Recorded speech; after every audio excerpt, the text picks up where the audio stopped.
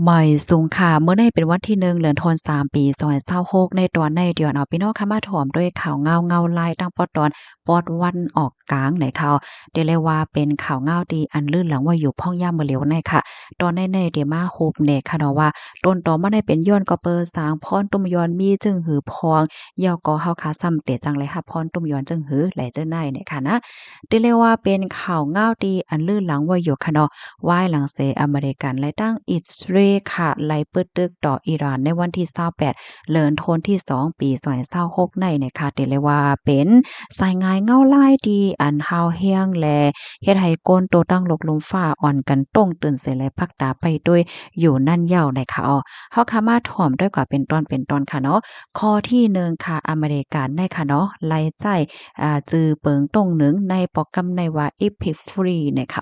อิสราเอลในซ้ำเลยไล่ใจจืออันมีชื่อว่า Roaring Lion นะคะเฮ็ดในเหี่ยวก็ปึดตึกใส่อิหร่านพ้องกลางในเจ้าวันที่28เดือนธันวาคมปี2026ในนะคะเรียกเลยว่าเป็นรองปึดตึกตั้งอากาศกลางหาวเคิงกองใหญ่อันใหญ่ที่สุดในปืนกอวาลายเฮ็ดจังได๋คะเนาะ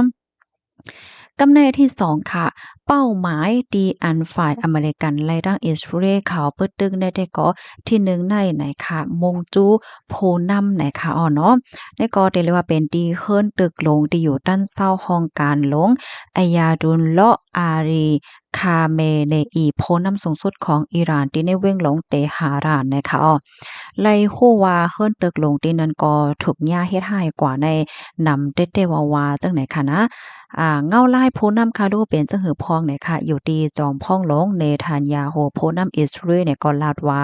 มีสายงายเงาลายหลายๆอันที่อันในว่าผู้นำสูงสุดของอิหร่านนั่นรู้สึงสาใจเหย้าในออกไว้กะว่าตั้งฝ่ายอิหร่านเขาได้ก็ออกมาปากแปดว่าจื้มจ้ายในว่ายืนยันว่าผู้นำสูงสุดเขานั้นยังตึกอยู่หรือรอดเพอยู่ในค่ะกำในมาเที่ยงตอนหนึ่งค่ะเฮ็ดให้8เคิงกองหลวงเนี่ยค่ะนะมุงกว่าที่โครงการนิวเคลียร์ปยก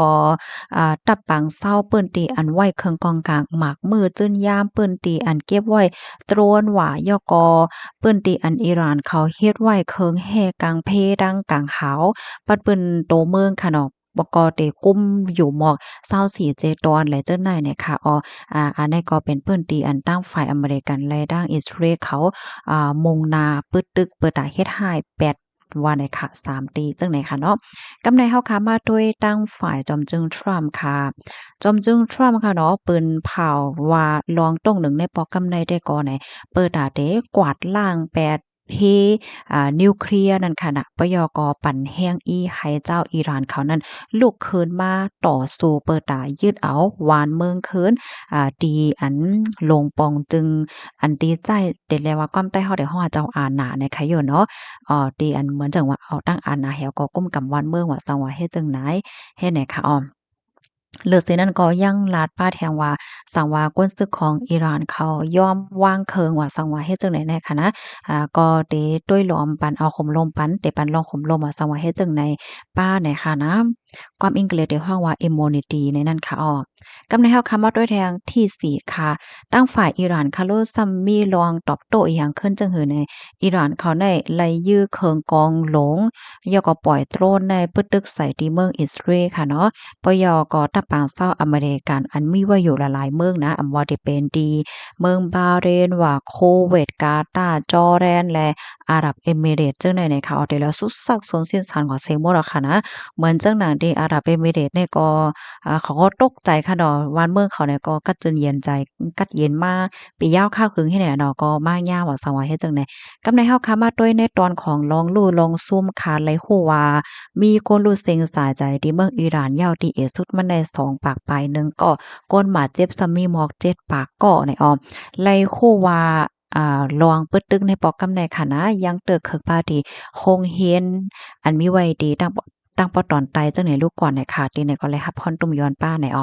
กำในมาด้วยเทียงตอนหนึ่งค่ะตอนที่5ค่ะเนาะย้อนก็เปิงหังและมีลองปึดตึกในปอกกำในมาหลาในข้อที่1ได้ก็เป็นย้อนก็เพราะว่าอุบโอ้กันลองนิวเคลียร์ใน มันอ่ำอ่องนั่นค่ะน่ะอเมริกาลาดว่าอิหร่านในปากแปดขอตกลงลองว่าเตเกิดโครงการนิวเคลียร์เฮ็ดเนี่ย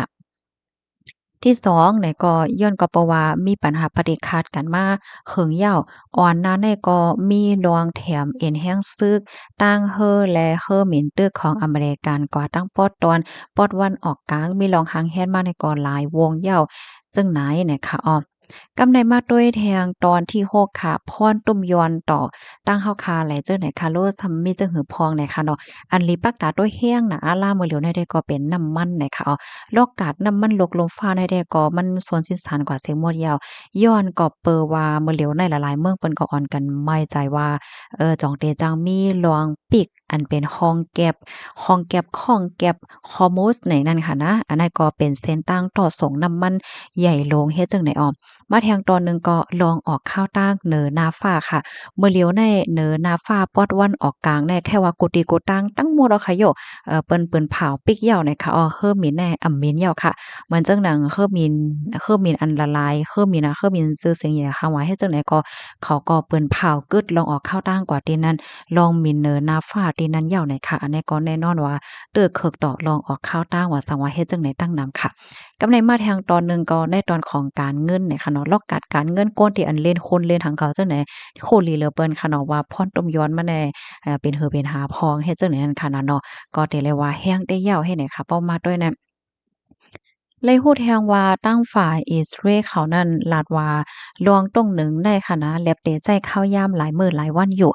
ดีเอมันได้ก็หมอก4วันเนี่ยค่ะว่าก้อยก็ว่าข้าวตั้ง4วันแน่จอกมันเตยาวไรได้ก็โหเฮาค่ะได้ก็โลไลสืบไปด้วยเนี่ยค่ะหลายบ้านหลายฝ่ายได้ก็ไม่อกไม่ใจอยู่ค่ะว่าโกมัน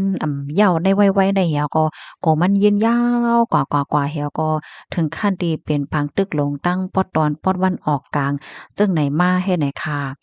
ค่ะอันนี้ก็โคครบอันแรกเกิดขึ้นเป็นกว่าเมื่อวานได้นะคะเมื่อเหลียวได้แต่ละหลายฝ่ายก็อ่อนกันปักตาด้วยแห้งไว้ย้อนก็เพราะว่าอันที่ปึดตึกกว่าละหลายเมืองที่อันว่ามาเมื่อไกลนั่นค่ะนะบางทีเนี่ยมันทำกว่าเตอป่าที่อยู่ด้านเซาของก้นเมืองว่าหังว่าเฮ็ดจังไหนนี่โพนนำเปิ้นทำจ้อมเตพร้อมทำติหือหาแน่เฮ็ดแหน่จังไหนนี่เข้าคาก็สืบไปด้วยกว่าเป็นตอนค่ะเนาะยินจมพี่น้องค่ะก็ที่รับถอมปันแห้งค่ะนะรับถอมยาว ไข่ปันทหารถึงหาเพิ่มเทียมความม่วนจังหือเนี่ยก็เพิ่มเทียมมาหลายค่ะเนาะอันโลกับปานมื้อเหลียวได้แต่มันจังว่าเนาะพี่น้องเนาะแค่เป็นทางหม้อกำก็อันนั้นนะอ๋อค่ะหมอยสูงค่ะ